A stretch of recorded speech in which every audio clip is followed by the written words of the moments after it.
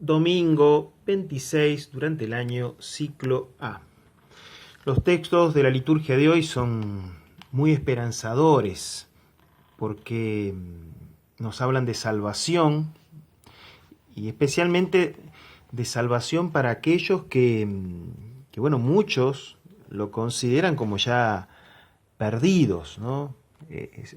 Por su estilo de vida, por su oficio, por su conducta, por cosas que han hecho en su vida y que son difíciles de desandar, ¿no?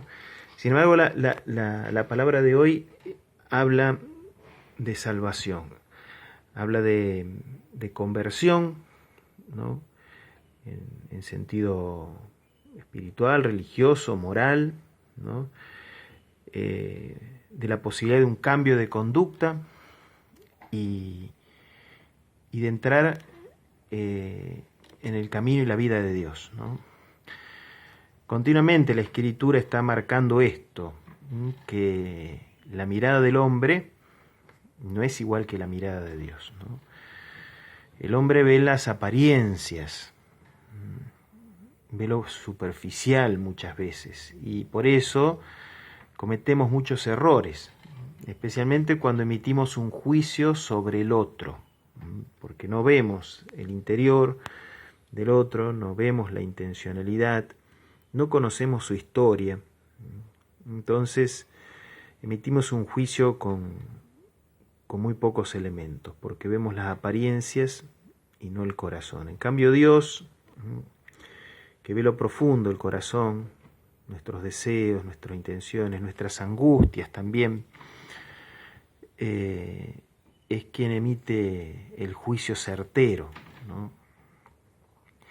Y la palabra hoy va dirigida en buena medida a aquellos que conducen el pueblo, para que también puedan tener esta mirada que tiene Dios sobre cada uno de nosotros.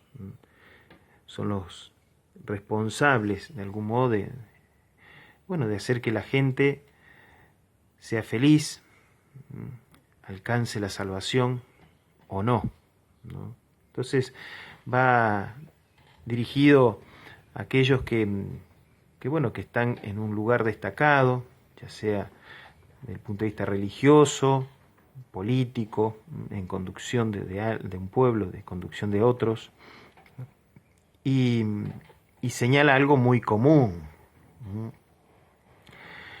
un pecado, podríamos decir, de engaño muy común que se da en la clase dirigente.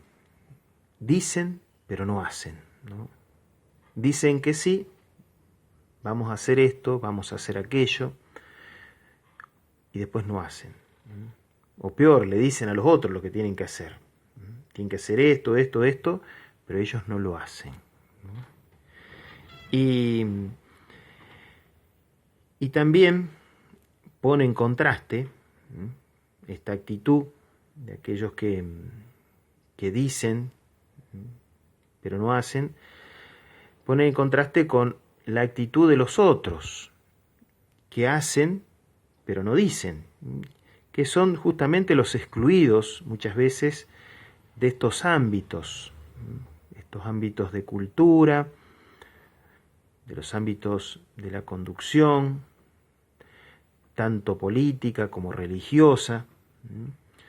Son aquellos que en silencio hacen la voluntad de Dios, le obedecen a Dios, pero no hacen muchas promesas, no lo dicen mucho. Y son los que van haciendo, muchos de ellos, un verdadero camino de filiación con Dios, ¿no? de familiaridad con Dios. Un concepto clave que subyace en el Evangelio es el de obediencia, ¿no? El de obediencia. El Evangelio que Jesús cuenta esta parábola de los dos hijos, ¿no? Que manda uno al campo, los manda al campo a los dos, ¿no? A los dos hijos. Este dueño que tiene una viña los manda a los dos a trabajar al campo. Dice, anda a la viña. uno le dice, no, no voy a ir nada. Y después dice, recapacita, se da cuenta, bueno, de su situación, supongo de la situación del padre, que si no va nadie, digamos, se va a ver perjudicado. Entonces, bueno, recapacita y va. Y el otro, al contrario, el otro dice, sí, sí, voy. Y después hace la suya, no va, ¿no? Entonces ahí de fondo está este tema de la obediencia. Y esto es importante destacarlo, porque a veces nos confundimos. Confundimos obediencia con cumplimiento o servilismo, ¿no? Y no es lo mismo. ¿Quién es el que verdaderamente obedece? Obedece el que ama. Yo le hago caso a aquellas personas que amo, ya sea a mis padres, mis hermanos, mis amigos. Cuando me dan un consejo y me dicen algo, yo obedezco porque los amo y porque sé que también me aman, sé que también me quieren lo mejor para mí. Entonces yo obedezco y no me pesa obedecer, aunque sea algo difícil que tenga que hacer, aunque signifique que tenga que renunciar a algo que me gusta o algo que es muy significativo para mí, pero yo obedezco y lo hago con gusto, sin un pesar. Bueno, eso es propio de los hijos y es el camino al cual todos estamos llamados, ser hijos, de algún modo entrar en esa relación con Dios que no nos pese hacer su voluntad, que la hagamos con alegría, que de algún modo también disfrutemos y seamos felices, ¿no? Haciéndole caso a alguien que nos ama y que nosotros amamos. Y esto es muy distinto al cumplimiento. Se cumple aquel de quien uno espera un beneficio. Y esto es muy común. Es muy común cumplirle a Dios, cumplirle a la Virgen, cumplirle a San Expedito, a San Martín de Porres, porque espera un beneficio de ellos, ¿no? A veces una sanación de una enfermedad, a veces el trabajo, a veces que se me aligere un trámite, a veces que apruebe un examen, ¿no? Necesito un favor y bueno, y pido ese favor y hago una promesa, o a veces antes de hacer la promesa ya empiezo a rezar, a prender una velita, porque necesito que me cumpla y yo le cumplo, ¿no? Es una relación interesada, hasta diríamos por ahí en algún caso de mercenario, ¿no? Que uno puede incluso adoptar una misión de riesgo, pero pensando solo en el beneficio, ¿no? Y bueno, eso genera sin duda ansiedad, porque uno no ve la hora de que se cumplan las cosas que uno promete o las cosas que uno pide, ¿no? Y después está el servilismo, el clientelismo, en algún punto uno puede usar esa palabra, ¿no? Se sirve a quien se le tiene miedo. Y esto también es bastante común hoy, ¿no? De mucha gente pesimista, negativa, infeliz. Tanta gente infeliz que hace las cosas por miedo.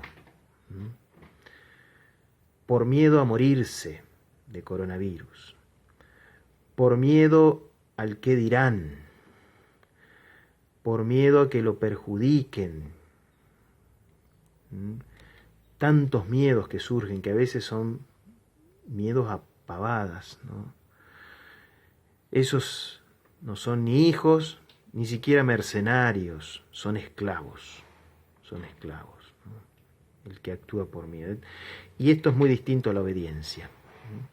Entonces, quien realmente es obediente a Dios es quien hace un camino de amor, no un camino interesado, esperando beneficios solo de Dios y haciendo cosas para obtener beneficios, menos aún el camino del miedo, de aquel que tiene miedo al infierno, que tiene miedo a que le hagan maldades o que le vengan cosas malas. Ese no es un camino de salvación, ¿no? Por eso la obediencia, la verdadera obediencia de hijos es salvación. Es salvación. Obediencia es salvación. Porque nos introduce a esta familiaridad y a esta amistad con Dios, a esta connaturalidad, que justamente si por algo se caracteriza la naturaleza de Dios, es por la libertad, ¿no? Y la obediencia nos hace verdaderamente libres, ni esclavos ni mercenarios, sino libres, como los hijos, ¿no? Por eso hay que pedir esta gracia, pedir fundamentalmente la gracia de la recapacitación, que aparece más de una vez en los textos de hoy, ¿no? De la primera lectura y el Evangelio. Pedir la gracia de entrar en nosotros mismos, poder ver dónde estamos parados, ¿no? En nuestra relación con Dios.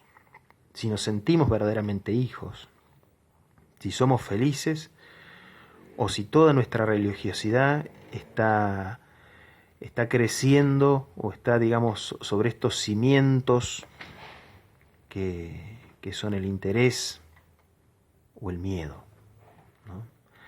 Bueno, pedimos al Señor esta gracia, que así sea.